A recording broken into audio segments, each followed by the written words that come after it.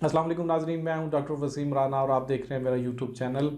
नाजरीन, 1857 से 1947 तक बरतानवी हिंदुस्तान में मुसलमानों और हिंदुओं के दरमियान बहुत सारे मामलात पर कंट्रोवर्सीज़ रही हैं। उसमें उर्दू हिंदी तनाज़ा है, गाय के ज़बीहा का मसला है, मरकज़ और सूबों में मुसलमानों की नशिस्तों के तयन का मसला है, और मखलूत और जुदागाना तर्ज़ इंतख़ाब का मसला भी है।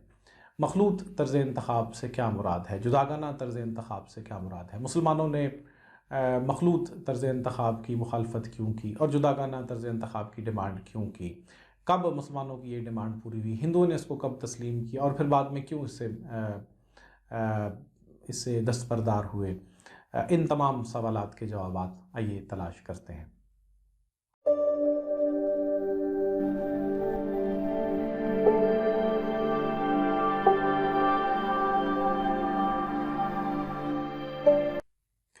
नाज़रीन, अंग्रेज़ यूरोप से आए थे और यूरोप में मखलूत तरीक़ा इंतख़ाब राइज था। वहाँ पर मोस्टली लोग क्रिश्चियंस थे या फिर मज़हब उनका प्राइवेट अफेयर था, तो मज़हब को लेकर सेपरेट नेशन का कॉन्सेप्ट उनके जहनों में बिल्कुल भी नहीं था। इसलिए उन्होंने 1882 में जब लॉर्ड रिपन के अहद में बड़े बड़े शहरों में बल्दियाती इदारे कायम किए और जमहूरी इदारों की बुनियाद रखी, तो मखलूत तर्ज़ इंतख़ाब को यहाँ पर उन्होंने नाफिज किया। हिंदू यहाँ पर तादाद में बहुत ज़्यादा थे, अब मुसलमान भी उनका 1/4 थे, लेकिन मुसलमान और हिंदू अपने मज़हब को लेकर बहुत ज़्यादा कॉन्शियस थे।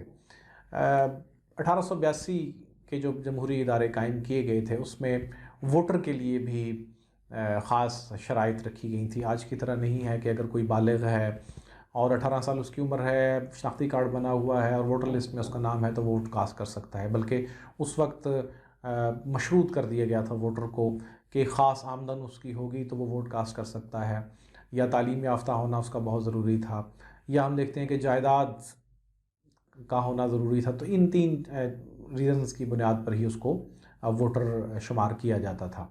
उस वक्त हिंदू माशी तौर पर बहुत बेहतर थे, तालीम याफ्ता भी बहुत ज़्यादा थे, तो उस वक्त के जो इंतखाबी इदारे कायम किए गए थे उसमें सबसे ज़्यादा फ़ायदा हिंदुओं को हुआ और मुसलमानों का जो नुमाइंदगी थी वो ज़ीरो थी, क्योंकि मुसलमान माशी तौर पर उस वक्त ज़बू हाली का शिकार थे, तालीम याफ्ता भी नहीं थी। इसलिए सर सैयद अहमद ख़ान ने तहरीक अलीगढ़ शुरू की थी।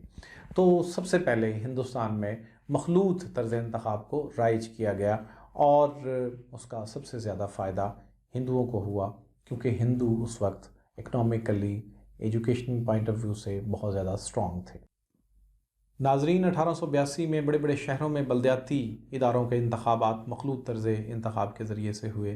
1892 कानून मजलिस हिंद के तहत सूबाई कौंसलों के इलेक्शंस होते हैं, तो यूपी में जहाँ पर मुसलमानों की आबादी 14% थी, कोई भी मुसलमान इलेक्ट नहीं हो पाया। 1893 में फिर कमेटियों और कौंसलों के इंतखाबात भी होते हैं और उसमें भी मुसलमानों की नुमाइंदगी ना होने के बराबर थी। तो ये वो वजूहात थी जिसकी वजह से उस वक्त के मुसलमानों के बड़े बड़े रहनुमाओं, ख़ास तौर पर सर सैयद अहमद ख़ान ने इस बात को पॉइंट आउट किया और उन्होंने मखलूत तर्ज़ इंतख़ाब की मुखालफत की। मखलूत तर्ज़ इंतख़ाब क्या है, जुदागाना तर्ज़ इंतख़ाब क्या है, आइए ज़रा इनको पहले डिफ़ाइन कर लेते हैं। नाजरीन, मखलूत तर्ज इंतखाब से मुराद वोटर मुश्तरका तौर पर बलिहाज मजहब व कौम अपने नुमाइंदे मुंतखब करते हैं। अगर हम बर्र सगीर की बात करें तो बर्र सगीर में बहुत सारे मज़ाहब के लोग रहने वाले थे। मुसलमान, हिंदू, ईसाई, बुद्ध मत, जैन मत, पारसी, उसके अलावा भी मज़ाहब के लोग यहाँ पर रहते थे। तो मखलूत तर्ज इंतखाब में अगर हम किसी एक शहर की बात करें और इन सब मज़ाहब को हम उसमें शामिल करें तो एक हलका बनाया जाता था। कोई भी किसी भी मज़हब से उम्मीदवार इलेक्शन में कॉन्टेस्ट करता था और मुश्तरका वोटर लिस्ट होती थी और इलेक्शन में डेफिनेटली वही शख्स जीतता होगा जिसके मज़हब के लोग वहाँ पर ज़्यादा होते होंगे। और हम देखते हैं कि बर्र सगीर में सबसे ज़्यादा तादाद हिंदुओं की थी। तो मखलूत तर्ज इंतखाब का मतलब था हमेशा हमेशा के लिए हिंदू राज। जी, जुदागाना तर्ज इंतखाब की बात करें तो जुदागाना तर्ज इंतखाब से मुराद वो तरीका है जिसमें इकलियत को बलिहाज आबादी नुमाइंदगी मिल जाती है। वो अपने नुमाइंदों का इंतखाब खुद करती है। इस गर्ज के लिए इसकी तादाद के मुताबिक हल्का हाय नियाबत मखसूस कर दिए जाते हैं। नाजरीन, जुदागाना तर्ज इंतखाब के तहत किसी भी कौम को अगर वो अवार्ड किया जाता है तो उनके हल्के अलहदा बना लिए जाते हैं, उनकी वोटर लिस्टें अलहदा बना ली जाती हैं।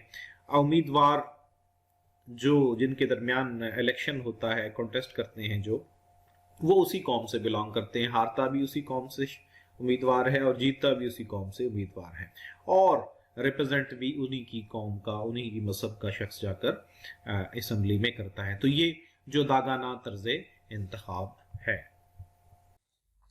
नाज़रीन, 1893 में सर सैयद अहमद ख़ान ने अपने साहिबजादे सैयद महमूद के ज़रिए से एक याददाश्त मुरतब करवाई और अंग्रेज़ों को भिजवाई, और उसमें उन्होंने इंतखाबात के तरीके में रद्दोबदल के ज़रिए मुसलमानों की नुमाइंदगी की डिमांड की। इसी तरीके से हम देखते हैं कि 1896 में सर सैयद अहमद ख़ान के फ़र्जंद सैयद महमूद ने एक स्कीम तैयार की और उन्होंने वाज़े तौर पर लिखा कि मुसलमान एक जुदागाना फ़िरका है, इनकी रिवायात, मफादात, मज़हब जुदा हैं, लिहाजा इन्हें इम्पीरियल कौंसलों, सूबाई कौंसलों और मकामी इदारों में उनकी नुमाइंदगी जुदागाना इंतखाब से होनी चाहिए। सर सैयद अहमद ख़ान ने 1888 में मीरठ में अपनी एक तकरीर के दौरान कहा कि जुदागाना इंतखाब ही एक ऐसी सूरत है जिसमें मुसलमानों को कुछ नुमाइंदगी हासिल हो सकेगी। मखलूत तरीके इंतखाब के मुज़र असरात को सर सैयद अहमद ख़ान ने बहुत जल्द महसूस कर लिया था और इसीलिए उन्होंने जुदागाना इंतखाब के मुतालबे की डिमांड की थी। उनका कहना था कि अक्सरियती हुकूमत सिर्फ़ यानी जॉइंट इलेक्टोरेट सिर्फ ऐसे मुल्कों के लिए मौजू हो सकता है जिसमें सारे वोटर एक कौम से ताल्लुक़ रखते हों, बसूरत दीगर अक्सरियती तबका इकलियती तबके के मफादात को पूरी तरह कुचल के रख देगा। नाजरीन, मुसलमान इस बात का इदराक कर चुके थे कि मखलूत तर्ज़ इंतखाब किसी तौर पर भी मुसलमानों को सूट नहीं करता, क्योंकि मखलूत तर्ज़ इंतखाब से मुराद है हमेशा के लिए हिंदू राज। इसलिए हम देखते हैं कि 1906 में 35 अरकान पर मुश्तमिल मुसलमानों के एक वफ़द ने लॉर्ड मंटो से मुलाकात की और बहुत सारे मुतालबात उनके सामने पेश किए। उनमें सर फहरिस्त सेपरेट इलेक्टोरेट की डिमांड भी थी। ऑल इंडिया मुस्लिम लीग कायम होती है तो वो भी इस डिमांड को हमेशा अंग्रेज़ गवर्नमेंट के सामने पेश करती रही है। लंदन मुस्लिम लीग ने भी इस मकसद के लिए कोशिशें की और अंग्रेज़ों ने 1909 में मिंटो मार्ले इस्लाहात में मुसलमानों की इस डिमांड को मंजूर कर लिया और मुसलमानों को जुदागाना इंतखाब का हक अवार्ड कर दिया गया। नाज़रीन, कायद-ए-आज़म मोहम्मद अली जिन्ना की कोशिशों से 1916 में मिसाक लखनऊ हुआ और ये पहला और आखिरी मुआहिदा था जो कि इंडियन नेशनल कांग्रेस और ऑल इंडिया मुस्लिम लीग के दरमियान हुआ। हम देखते हैं कि इस मुआहिदे की वजह से कायद-ए-आज़म मोहम्मद अली जिन्ना को N ambassador of Hindu Muslim unity का खिताब भी दिया गया। इस मुआहिदे में इंडियन नेशनल कांग्रेस ने मुस्लिम लीग के लिए, मुसलमानों के लिए मरकज़ में 1/3 नशिस्तों को तस्लीम करने के साथ साथ मुसलमानों के लिए सेपरेट इलेक्टोरेट को भी रिकॉग्नाइज़ किया, एक्सेप्ट किया। ये एक बहुत बड़ी अचीवमेंट थी और ये एक बहुत बड़ा लैंडमार्क था कि मुसलमान हिंदुओं को और अंग्रेज़ों को इस बात पर राज़ी कर चुके थे कि मुसलमान को सेपरेट इलेक्टोरेट अवार्ड किया जाए। जी, लेकिन 1928 में नेहरू रिपोर्ट में हम देखते हैं कि हिंदू और इंडियन नेशनल कांग्रेस अपने उस वादे से जो कि मिसाक लखनऊ में 1916 में उन्होंने मुसलमानों से किया था, जो कि सेपरेट इलेक्टोरेट था, उससे वो इनकार कर देते हैं, उसको रिफ्यूज़ कर देते हैं, उसको रिजेक्ट कर देते हैं और 1928 की नेहरू रिपोर्ट में हुकूमत से जॉइंट इलेक्टोरेट की डिमांड करते हैं। और हम देखते हैं कि पाकिस्तान बनने तक all India Muslim league separate electorate की डिमांड करती रही और Indian national Congress joint electorate की डिमांड करती रही।